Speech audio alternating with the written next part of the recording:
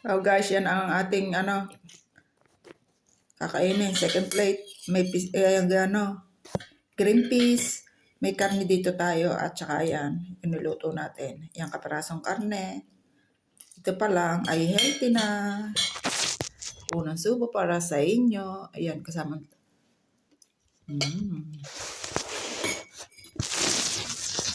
Yummy.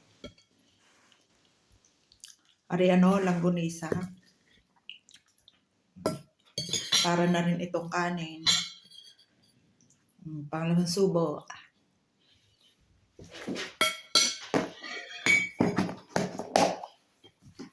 Skyplex. Dini ay cracker. Pag walang kanin, ganyan ang kain din eh. Or tinapay na malambot. Busog na. Dahil itong mga gantong yung mga buto-buto o legume, katambas niya ang kanin. Kaya healthy rin yung ating kinakain kahit ganyan, kahit walang kanin.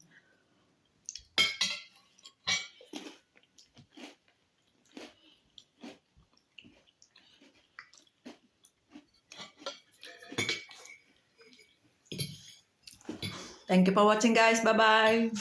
Pakitapos naman ang mga video.